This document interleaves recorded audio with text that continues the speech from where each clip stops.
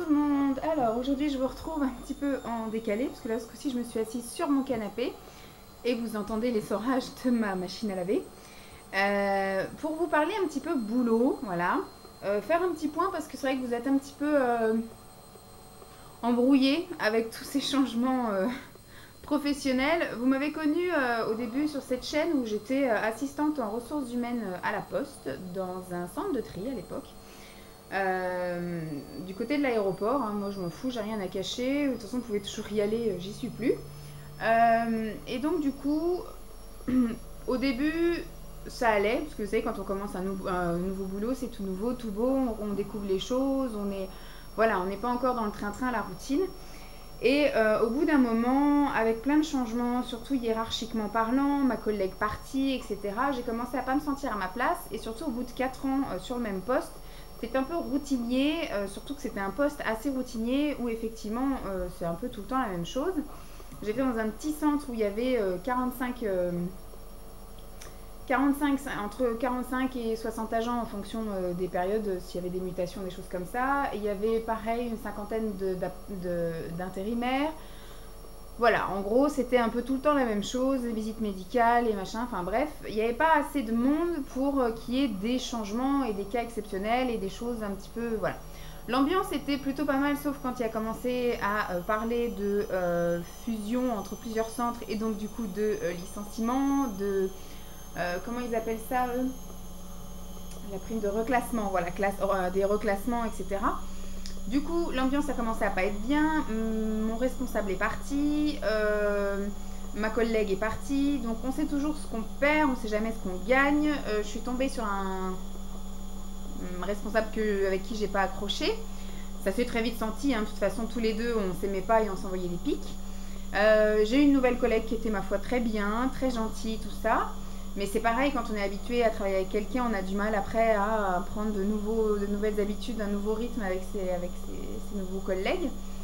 Et puis je me sentais plus à ma place, j'avais plus envie de ça, j'avais envie de partir en reconversion professionnelle. Ça faisait 3 ans également que je demandais à faire une reconversion professionnelle qui m'a été acceptée par mon employeur, mais pas par le FONGECIF. Donc au bout d'un moment, j'ai sauté sur l'occasion quand il y a eu du reclassement parce qu'on s'est retrouvé du coup à fusionner avec 2 centres. Et on s'est retrouvé à 4 assistantes RH alors qu'il y avait de la place que pour 2. Donc on m'a dit que si je laissais ma place à quelqu'un qui était en reclassement, c'est moi qui prendrais sa prime de reclassement pour le départ. Du coup, j'ai demandé une étude de l'enveloppe avec laquelle je pourrais partir. Et avec l'enveloppe, ça me permettait de me payer ma reconversion professionnelle, du coup de subvenir à mes besoins pendant au moins 1 an, en étant étudiante, de me payer donc ma formation et de me payer tout le matériel qui allait à côté. Donc voilà, l'argent est parti très vite, hein, forcément. Donc j'ai fait avec vous ma reconversion professionnelle, j'ai fait des stages qui m'ont plu et des stages qui m'ont pas plu. Les stages qui m'ont plu, ce sont les stages en institut, les stages qui ne m'ont pas plu, ce sont les stages en parfumerie. Donc tout ce qui était vente forcée, etc. Donc ça, je n'ai pas du tout aimé. Donc ma reconversion s'est très bien passée parce que j'ai eu mon CAP Finger in the Nose avec 16 € de moyenne. Sans trop d'efforts. En même temps, j'avais que les matières professionnelles et comme j'étais plutôt investie et passionnée, ça s'est plutôt bien passé. J'ai gardé de très bons contacts avec une personne qui m'a pris 3 mois en stage. Donc voilà, une petite jeune qui avait ouvert son institut même pas 1 an avant que j'arrive. Avec qui donc je garde contact, chez qui je vais me faire épiler. Je l'épile aussi de temps en temps quand elle a besoin. Enfin, ça fait un moment que je ne l'ai pas épilée. Voilà. Donc je me suis par contre un petit peu éloignée depuis mon déménagement parce qu'elle est dans l'Oise et du coup moi je suis maintenant à Marne-la-Vallée. Donc voilà, ça n'aide pas. Et après j'ai voulu créer ma boîte. Ça s'est pas très bien passé dans le sens où j'ai choisi un local. Le concept était sympa, une boutique esthétique avec comment dire, une coiffeuse, une prothésiste ongulaire et une esthéticienne, voilà, moi, donc l'esthéticienne. Le concept était plutôt sympa, sauf que c'est vrai qu'ils faisaient pas énormément de publicité, enfin je veux dire, ça faisait quand même 5 ans qu'ils étaient implantés là, et quand moi j'ai distribué mes tracts pour me faire connaître, les gens quand ils appelaient pour prendre rendez-vous me demandaient où j'étais, donc je disais, je suis dans la boutique pro beauté à Saint-Souplay à l'époque. Et il me disait, mais c'est où? Je dis, vous voyez Nose? Vous voyez le restaurant chinois? Ouais, on est entre les deux. Ah ouais, il y a une boutique esthétique. Voilà, ça faisait 5 ans qu'ils étaient là et personne ne connaissait cette boutique. Donc j'ai commencé à me poser un peu la question de dire je crois que je suis mal barrée. Pareil, je me suis installée en décembre et très vite j'ai eu des problèmes de chauffage. C'était quand même un peu comme dans un hangar. Eux-mêmes, ils avaient du mal à chauffer. Il y avait un problème électrique où dès qu'il y avait 2 radiateurs qui étaient allumés, les plombs sautaient. Donc voilà. Et on m'a demandé que quand j'avais pas de cliente, que je coupe tout. Sauf que non, c'est-à-dire que moi aussi j'étais ouverte à la clientèle, c'est-à-dire que s'il y avait un imprévu, enfin quelqu'un qui voulait se faire épiler les sourcils comme ça à l'imprévu, j'étais censée pouvoir l'accueillir. Sauf que voilà, on me demandait de couper mon appareil chauffe-cire et de couper mes chauffages entre les clientes. Donc ça veut dire qu'il faisait 10 degrés dans mon institut. C'est un institut où voilà, les personnes viennent se faire épiler, admettons vous les faites épiler demi-jambe, vous enlevez votre pantalon, il fait 10 degrés. Bon, c'est bien, les poils sont dressés, donc vous avez la chair de poule, les poils sont dressés, c'est facile à enlever. Mais voilà, moi je suis cliente, je me les pèle pendant une demi-heure, je ne reviens plus. Donc voilà. Voilà, je trouvais que au niveau le local ça n'allait pas. Bon, il n'y a pas eu une bonne accroche avec les personnes qui travaillaient là. Je m'entendais plutôt bien avec la coiffeuse, mais voilà, sans plus. Avec la vendeuse également. Par contre, avec les 2 responsables, voilà, je voyais plutôt que j'étais un porte-monnaie ambulant où je leur apportais des sous plutôt qu'autre chose, parce que du coup je payais le local, je payais le loyer du local. Donc très vite, c'était pas bon financièrement. Je payais quand même le local 400 € par mois et je gagnais en moyenne 600 € par mois, donc absolument pas rentable et vital. Et viable en fait. Donc du coup très vite j'ai arrêté puisque je voyais que j'allais pas m'en sortir. Donc j'ai fait ça de décembre jusqu'à avril. Donc 5 mois, voilà. J'aurais bien aimé faire l'été, mais je pense que ça aurait été à l'extrême du coup. Parce que eux ils m'avaient dit non, on n'a pas si froid que ça en hiver. Walou, ils m'ont fait acheter des choses qui n'ont servi à rien. Prends un radiateur bain d'huile. Le radiateur bain d'huile, si t'es pas assis dessus, ça chauffe pas. Hein. Moi j'ai voulu mettre des soufflants, mais ils ont bien vu que les soufflants ça prenait beaucoup de jus et du coup je faisais sauter les plombs. Mais mes 2 radiateurs soufflants, c'est ça qui en 10 minutes chauffait mon local. Hein. Mais à part ça.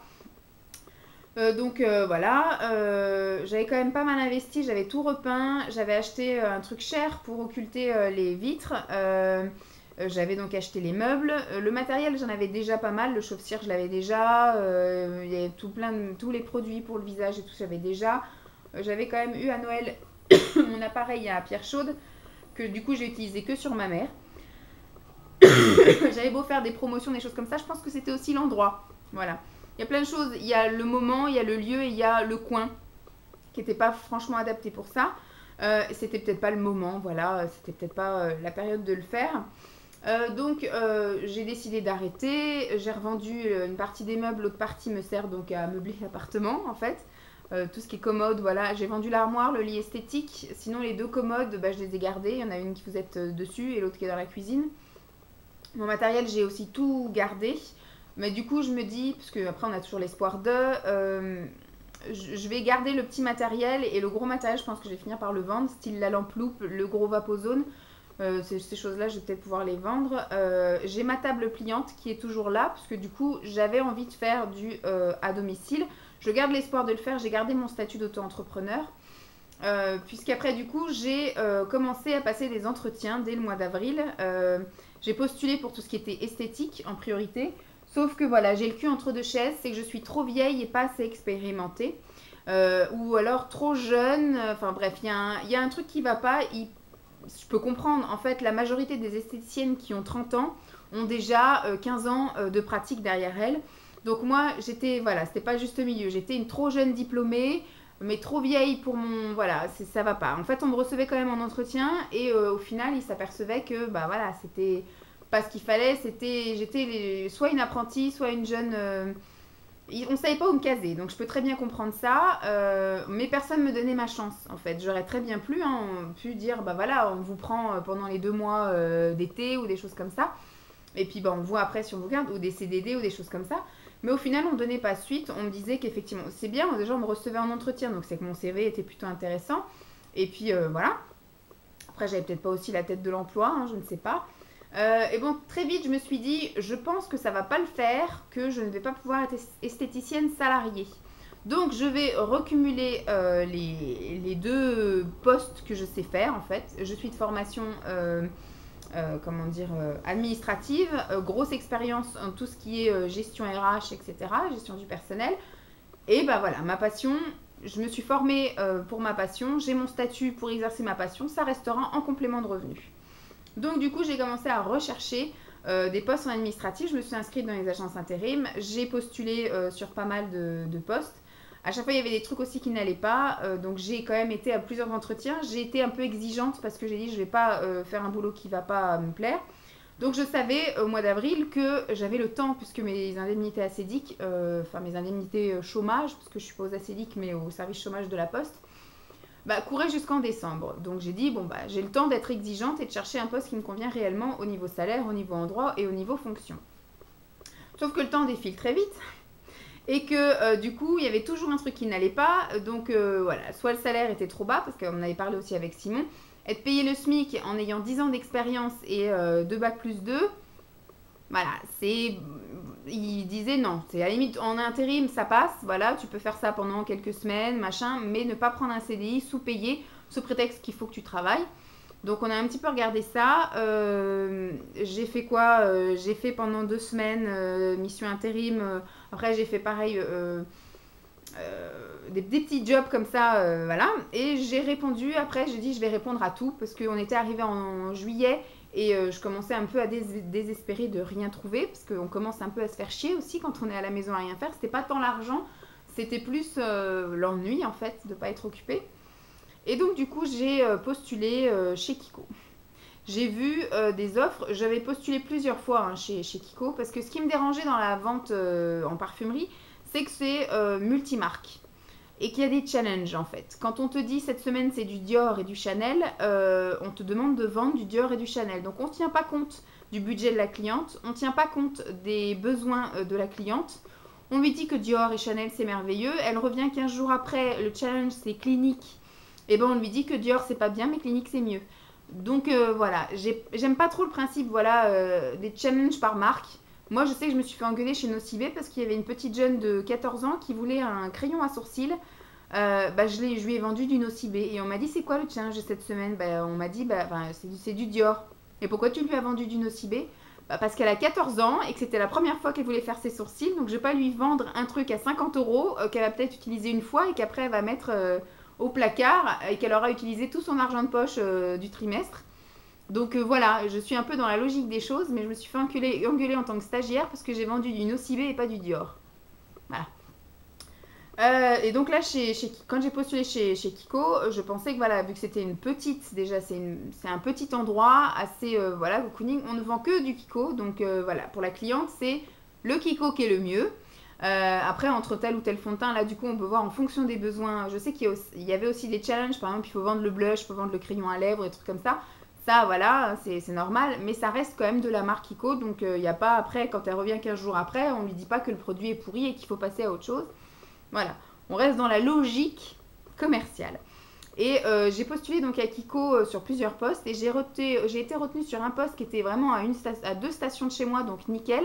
Bon, après, ça reste pareil du SMIC au niveau des ventes, mais c'était un poste pour 2 mois. Voilà, c'était un remplacement temporaire pour congé maternité. Il y a une fille qui était déjà partie et ils se sont vite aperçus qu'ils pouvaient plus faire sans elle. Donc voilà, j'ai postulé, j'ai été reçue extrêmement rapidement en entretien. Donc on m'a redit que c'était pour 2 mois, on m'a expliqué un peu ce que c'était, etc. Et puis donc j'ai été reçue un jeudi et je commençais le lundi. Donc je suis arrivée le lundi, déjà les 2 mois sont passés... alors non, au début j'avais postulé sur 6 mois. Quand j'ai envoyé mon CV, c'était pour 6 mois, remplacement de congé maternité. Ensuite, quand j'étais à l'entretien, on m'a dit que c'était plutôt pour 2 mois. Bon, 2 mois, c'est mieux que rien, je prends. Et quand je suis arrivée le lundi, on m'a fait signer mon contrat, c'était plus que pour 2 semaines. Donc, ouais. Donc déjà, voilà, vous vous faites une idée. Moi, j'avais arrêté de postuler à rien du tout. Alors, sauf que quand c'est pour 2 semaines, vous pouvez continuer à postuler ailleurs, le temps que vous passiez vos entretiens, tout ça, vous êtes bien. Donc, voilà. Du coup, c'était plus que pour 2 semaines. Et dès le premier jour, j'étais larguée dans la nature. Aucune formation, aucun accueil, aucune explication. Tout de suite, on m'a demandé d'encaisser des clientes alors que j'avais jamais touché une caisse de ma vie, enfin une caisse Kiko où il y a des codes, où il y avait des histoires de cartes bleues et de remise de chèques et de choses comme ça. J'ai trouvé ça un peu limite. Et pareil, elles avaient une organisation, les filles, c'est horrible. C'est-à-dire que dans la logique, pour moi, l'étalage du vernis, vous cherchez, s'il n'y a plus le vernis là, vous prenez en dessous, comme le fond de teint. Voilà, le fond de teint n'est pas forcément tout à disposition, donc vous ouvrez le tiroir qui est en dessous, vous avez les produits. Bah non, elle, je sais pas comment elle s'était organisée, mais des fois le fond de teint était à l'autre bout du magasin. Donc des fois je m'en trouvais un peu comme une con face à la cliente, j'ouvrais le premier tiroir, deuxième tiroir, j'ouvrais les tiroirs d'à côté, bah je dis excusez-moi, je vais aller demander où ça se trouve, parce que je ne sais pas, je viens d'arriver.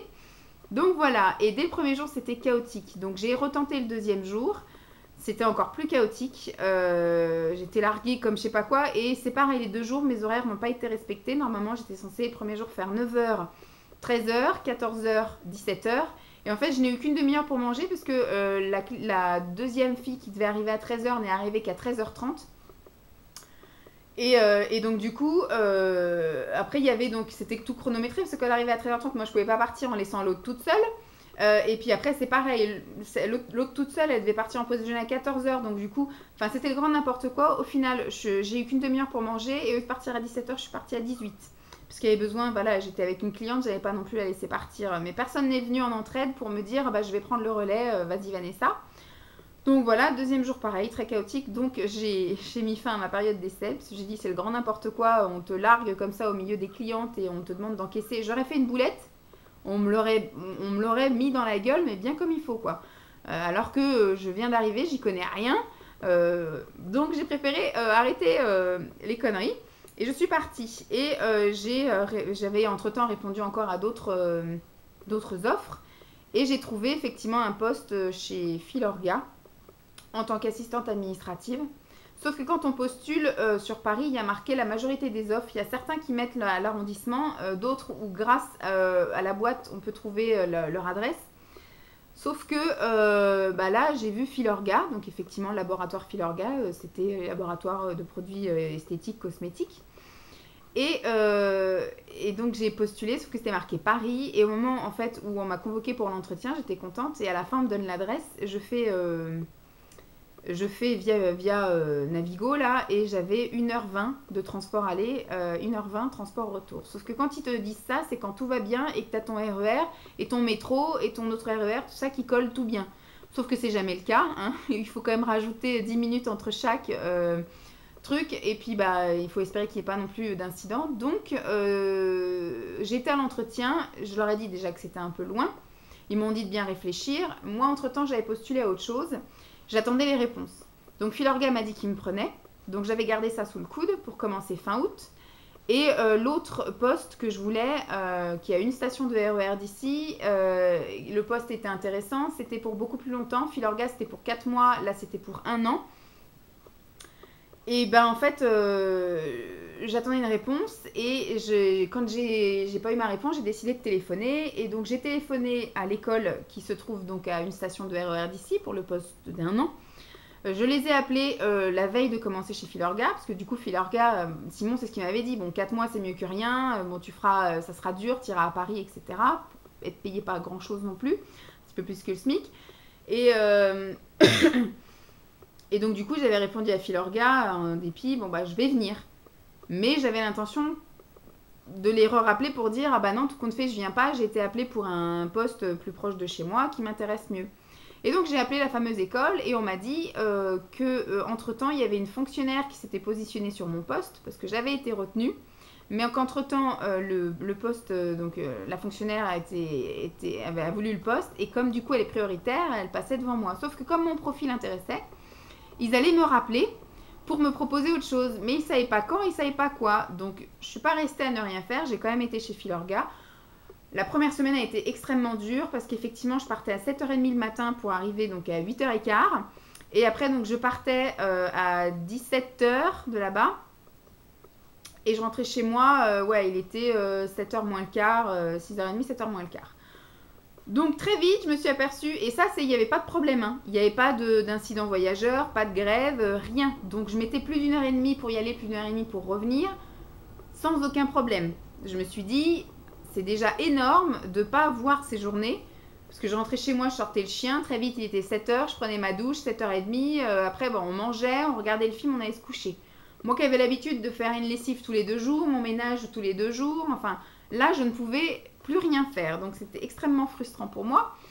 Voilà, et j'ai dit, bah, en hiver, je verrai pas la lumière du jour. Et puis, dès qu'il y aura une grève ou un truc comme ça, laisse tomber, je vais pas pouvoir aller bosser ou encore pire, ne pas pouvoir rentrer chez moi.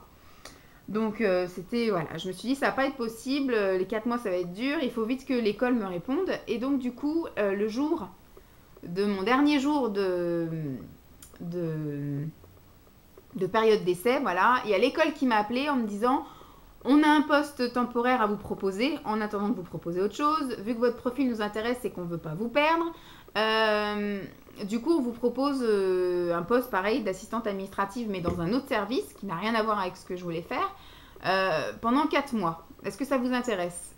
Donc j'ai dit oui. Donc du coup, voilà, j'ai donné ma rupture de fin de contrat sur la période d'essai chez Filorga.